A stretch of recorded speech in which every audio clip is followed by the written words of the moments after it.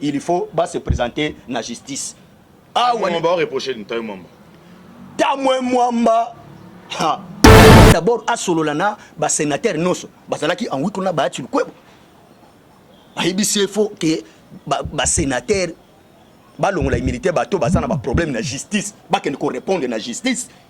Siko allez c'est maman nenga zawana akota boloko prison centrale makala. Siko loke kamusangai na ajo ya komi nango wana. So akoti prison makala. Vital Kamerhe écoute bien, ya ko mikufela na déjà. Akokufa.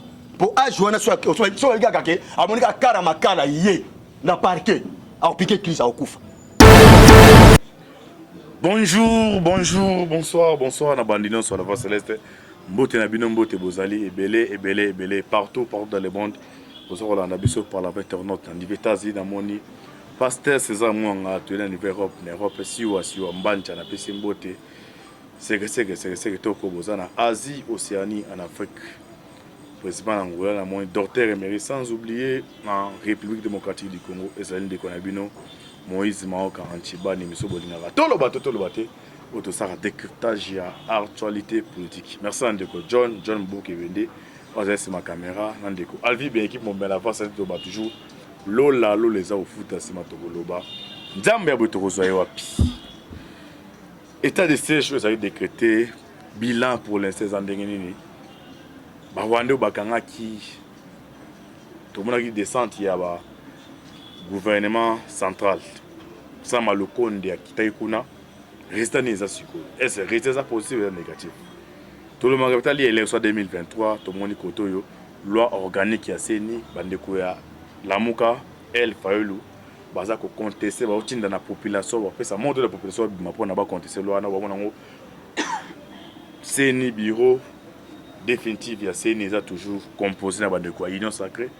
Et ça va sur le limbo. Et c'est en 2023 pour mes alliés, et ça va sur le limbo. Verdict qui a Vital Kamerhe. Les mirons des oreilles. Toujours que non, Kamerhe a la quitté. Car tu n'es pas que non, na est, Facha Tali que non, Bati a kokate. Kamerhe a betara non, on a site. Est-ce que cette décision politique, mais ça va bilo. Tolimbo la biso bino na sana c'est moment kasa yamba les deux communicateurs ya IDPS na loboka mobali to moni ndeko la réserve IDPS loboka moi to moni baole o ba mutabenga na kabila na boni to ça décryptage actualité bo s'abonner vous partager émission pour na bozora actualité en temps réel ndeko baole bonjour ndeko Antibal bonne santé moi kimia mokezali le beau côté à mon bal, tout le monde, la réserve de l'IDPS. Bonjour, Ndeko Antibal, chaîne Oyo Sala Elengi, chaîne Oyo, ils ont payé la vraie information dans le monde entier, Mobimba, na pesibino pembote. Tu bandis pas, état de siège, situation en tout cas, état de siège, situation, il y a état de siège dans Nord Kivu et Ituri. En tout cas, vraiment, Kimia et Komiko Kota, Malembe. Ce qui bolanda qui bien porte-parole ya gouvernement bazala ki na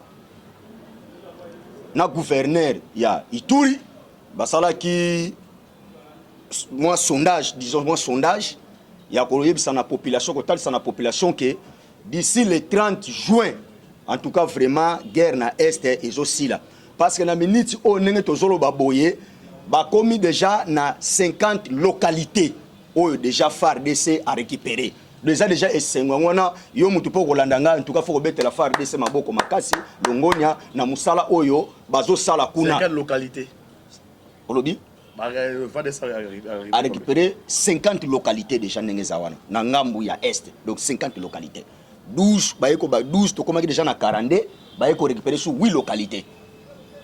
Donc to komisiko na 50 localités oyo ba récupérer na niveau ya kotokuna place matati eza kuna sikoyo bandeko ya Goma boza na bino calme mokonza mboka azo ya na este azo kita kuna pour que apesa bino mbote akotambola pe este wana mobimba pour que atala pe lolenge ndenge nini no FARDC bazo longa etumba nga déjà nazo chanter déjà victoire parce que na mot déjà que bitumba o esalaki plus de 20 ans mais muku antombolo mwana ya Nzambe aye asilisi bitumba wana do kimezo kota yango tozela avant to lancer kolia le ventre d'abord tozela to lancer ensemble ya territoire ya bia RDC mobimba pona nini tolingi te balancer biloko kolia mekuna na este bitumba ezali bato bazomona pasi biso ana kini tozolia malamu te yango toyebisaki na Sama Lokonde papa zela nanu muke este bitumba sila après au lancer action ya kolia pour que peuple congolais cette fois-ci to sepela na gouvernement ya Sama Lokonde na este kuna boza la calme pas na moni pelo que salinga seconde quantibal na Sénat ba totaliser $55,000 ba sénateur $55,000 ba tinda na est les infos là c'est bon quand même balakisi bolingo oui mais balakisi quand même d'abord volonté les mongo zo dépasser la journée oui mais ba sénateur balakisi d'abord volonté balobi bien o ezaka d'abord avant goût ezaka ka volonté ba talisi mais il y a paquet ya munene ekolanda kuna parce que bango no sozo compatir na est kuna na ba peuple ya est ndenge zawana donc tous boza la calme mokonzi mboka pe azoya kuna après avoir passage à mokonzi ya mboka binomo bokomona message oya ko pesa kuna na yebisi bino ke peuple en tout cas boza la calme parce que lobby vendredi kaka ya lobby des avions américains oyo ezokita lisusu kuna nyonso tu wana kaka pona diplomatie ya Fati Beton donc kuna peuple ya este baza calme parce que na ba ministre ezokita na biloko kolia pe ezokita pona avocat oya Niragongo donc to sepeli makasi na action Fati Beton zo sala biso pe tozali simana ye to ko soutenir na ba action no surtout peuple est na senga boza la calme nyonso tu kala mingi te ezokoma nango malamu bozo récupérer pe bozo ba activité na bino nyonso boko ekozala rétabli dans quelques heures. OK mais vous arrivez dans quelques heures côté pas Baolé l'INC a porté une plainte ba parlement debout ba bino na parlement na bino bo pesa information ka kofinga na kofinga akoma ki mukande pas secrétaire général Ogisi Kabuya le honnête ba awa le secrétaire général à INT Billy Kamba a porté une plainte pour na benji contre Vital Kamerhe réaction na bino monka ba bino attaque ba parlementaire réaction na bizane. Merci beaucoup de Kontiba na mutuna o tuninga ya secrétaire général ya INC oyo a porté ba parlementaire plainte na yebité plainte oye a porté contre qui? Mais bien peut kofinga l'équipe makasi. Non, kofinga te. Un parlementaire debout y a eu des pèses à finir rater ndeko antibal. A dévoiler kande ba secret. Et ça question ceux qui va dévoiler secret ba non ba fingi.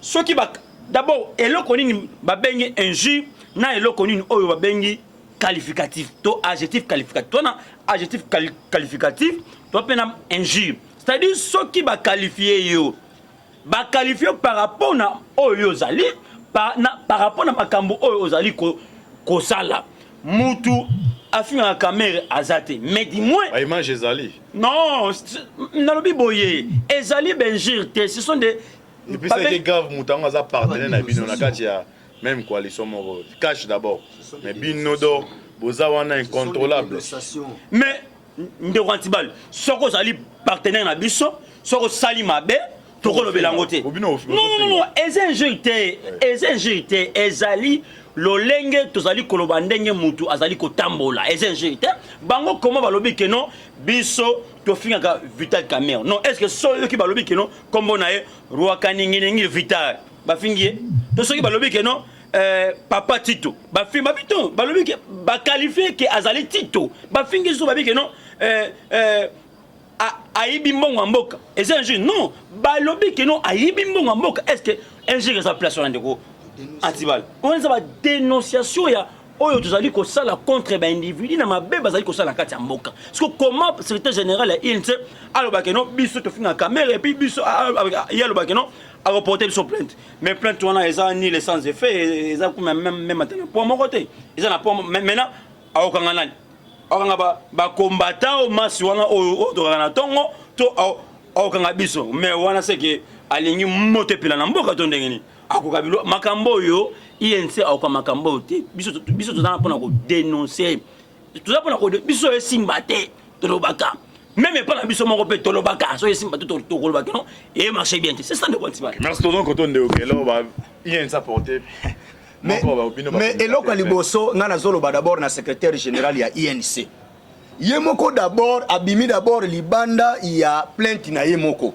na koloba bongo parce que ye moko awa uto sala déclaration awa tina na ba réseaux sociaux ezali alobi boyeke comment faiseur de roi ti lelo asufra kaka na prison bon ya tel sabiso kamere azali faiseur de roi wapi ya sala roi nini do akomi nzambe do ye azali kolo ya nzambe sala facha zala wana ko sala fati alors on clairement pas Israël la bibino IDPS sur le besoin facha pour la grâce à Vital Kamere même ça tenga pe na otuna bande kona mutuna o bazolanda biso na yembu to kolanda biso na tune mutuna boy na INC na IDPS parti ni ne botama liboso na zongisu mutuna mususu na INC na IDPS parti ne sa parti amas INC za wapi ego ni za kama yoto ezama yoto est-ce que na ko loba nanu boya INC ata mutu o azo mutu même muta INC zo landa ngai o ko landa ngai muta INC est-ce que yoko comparer ma INC na IDPS quand même ah je pense que hier apporter plainte na biso ba communicateur oyo tozo communiquer na masse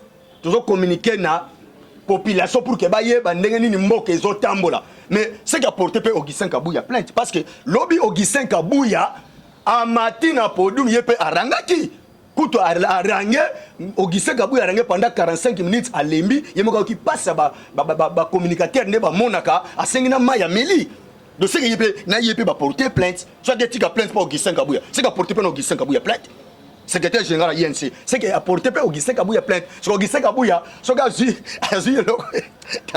tala la lobby tala eloko gero ba politique si ça les mana mafinga te bino ko finga bakalo batino so ba biso to finga kate même Fachi atala Kabuye boye même Fachi Beton ndenga tala kabiso ayebi ke bana o baza bien éduqué biso to so éducation paix à son âme ya saint délimité Kondo Tshisekedi ayebi sabiso bo finga te mais bo dénoncer tous les anti-valeurs bato baza ba valeur te na mboka oyo ne biso tozo dénoncer mabe na bango so to yina mutu Kamere to yina kayete mais to yina nda misala ya Kamere alingaki mboka oyo ezonga na sima ezonga su na se kuna boko mona ka même biloko ba carte bancaire wana to sanuka awa oyo kaka kombo moko so le 15 bosse c'est les années négociations politiques au Suzuki boy Kamere a quitté bolobani soki kaba justice a quitté Kamere c'est que il y a liboso 1 état de droit na mboka oyo ezate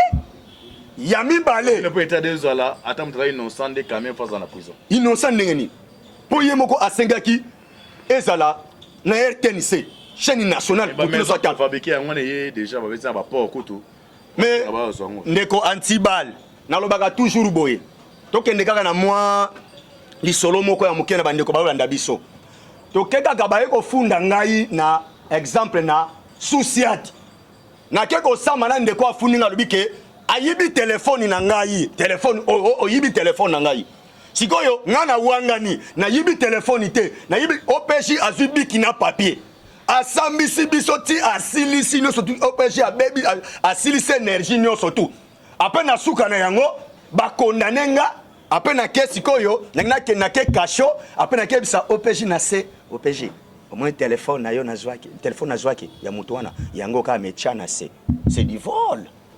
C'est du vol. Donc Kamere le 15 akobika te c'est non bino. Kamere le 15 akobika te Kamere akosala peine na ye. Et c'est connu yemoko ayebi na ye. Donc nenga zawana ayebi. So mona ba sénéra zo sala makala centre nganda. Makala centre nganda. Kutu maman moko pour votre information. Maman moko benga na France. Hein? Maman Marie merci beaucoup benga na France alobi ni alobi. Ah, mais comment mutu aza prisonnier? Mais azo mena ba champagne ngana bi oh. Te. Aza malade yo. Habité. Abela te to mona ba panza ba champagne bi oh champagne bi c'est meilleur que to pesa information ngana bi kake azana prison osoma tozo kende wapi or état de droit et ko soit mutu nyonso tout na mboka oyoyo tozo boya nde banti valeur tango état des mais Kamere azalaki na ko ba Dijon Kamere na président Félix baza boyi Félix aboyi Kamere te mais loko biso to hotel belande misala kaka misala mbuma mabe misala mabe même nzambe moko alobaki yango mutu amalam boko yeba ikana misala na ye to comprendre que Kamere devant mokonzi ya mboka azalaki mbuma mabe yango moni nzambe na bolingo na ye tellement Fachi Beton aza nzambe aza envoyé de Dieu yango moni nzambe moko abimisaki ya nkuku na poisa ebimaki avant parce que ebimaki avant te melelo mele peut-être ça solo musuto obeta to ebi décret ba poisson ebetama kuna na palais de la nation melelo mbe to ebi to soki to ngato suka ndenge ni même biso ba communicateur o to ebi te fina biso ngo sa ndenge ni yango même to senga na ba cadre ya parti bozo nyokola biso me bino moko bozo somba ba mapangu bozo somba mituka tala munena mutuka esalinga pasi na mona ma secrétaire général Augustin Kabouya. Okay, merci. Photo no bandeko. Merci. Ouais, to côté la question mususu. To côté Pandeko Kennedy Mwene les 15 caméras quitté. Ceux qui va quitter rien ça bas ces années. Ba bi c'est ba négociation les murs des zones ba négocier betami. Ba chiluke bo sinon car chafati ba cha koka nord te. Oh caméra betara nord site. Sur en 2023 théorie de négociation caméra en a candidaté à contrepartie caméra à soutenir Fati APC Nord Sud Est RDC azala quitté. Rien soit mino base années. Merci beaucoup. Les mieux voilà bakanan chibale mais ngam non sala émission spéciale na beta face pour comprendre. Merci beaucoup ndeko Antibal na mutuna otuningai pour na les 15 est-ce que suis réellement caméra bako libérer to bako libérer caméra té. Ko libérer caméra les 15 ezali un peu donc difficile par rapport à quoi? Parce que les lois qui va libérer caméra et qu'on fragiliser l'état de droit. Pourquoi je l'ai dit? Monde mais ça est innocent. Non, il fallait état de droit. Innocent commande Kontibal. Nous avons combat procès. Non, Tolanda qui procès, ba imboka partout même Libanda mboka même na Congo. Tango ba osambisa caméra. Au senti que non, caméra a joué mon solo ya l'état.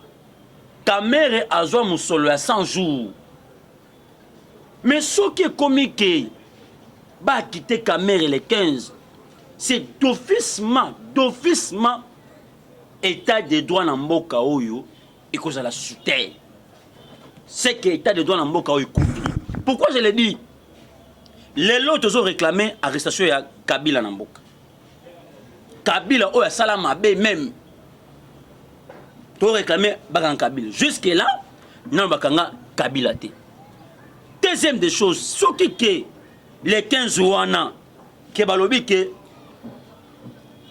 caméra ba quitter beaucoup est-ce que okoye ba combien ba congolais ba ko finga état de droit, combien ba congolais ba ko critiquer oyo lelo bazali kozela ya malamu epa mokonzi ya mboka lelo siko caméra oyo ayibi mosolo mboka caméra oyo bazali ba complicité pour na ko boma Congo parce que ezali ekiri caméra ozomona ezekiri oyo bazali qui prêt déjà ko bebisa Congo et puis prêt à ko même lui chef de l'état. Moi je le dis et je l'insiste et loko sengeli justice congolaise parce que la très attention à monsieur Kamere. Donc Kamere est engagé. Non ouais. et engagé ngaité.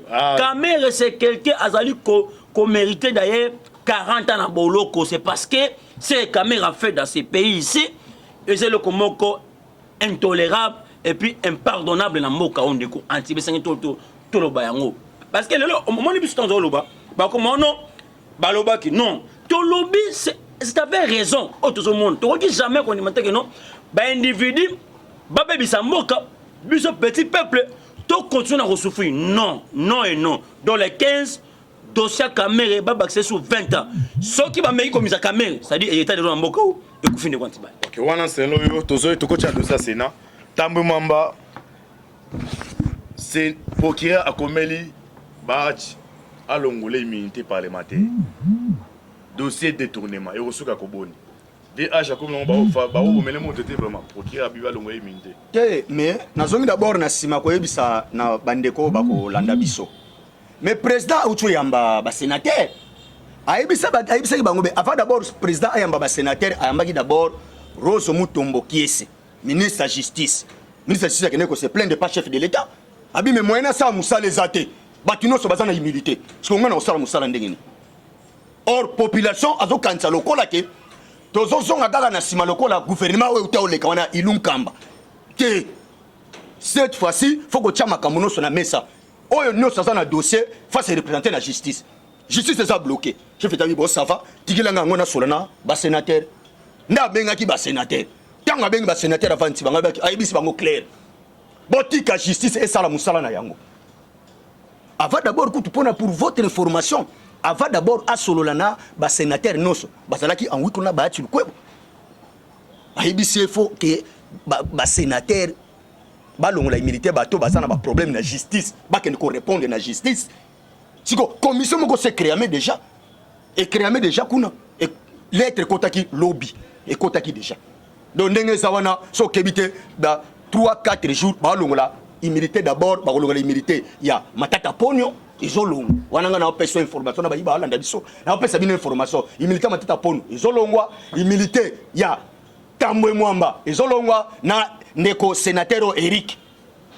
kombone msuna bosani ya mboka mais Eric comme na yepe bazongola imilité na ye il faut se présenter na justice on va reprocher Tambwe Mwamba Tambwe Mwamba détournement de biens publics de deniers publics Tambwe Mwamba détournement d'abord frais d'installation ya Sénat babimisa 5 millions de dollars mbongo wana place kenda yebana te babongisa ta bachata mwinda te mais mbongo kenda kaka be wu ba dribla yango pe Tambwe Mwamba ndenga zawana deka balongola imilité na ye yaza na ba problème fort parce que asala d'abord outrage du chef de l'état to yebi biso no suteza ko bomba te ye Tambwe Mwamba si balingaki ke mokonza mboka akufa bango yenda remplacer pour que bazonga tosonga sous na régime Kabila to yebi yango yo zela kaka balongola imilité buba ke na justice yo komona ba dossier belé na dossier oyo ya sénatrice wana oyo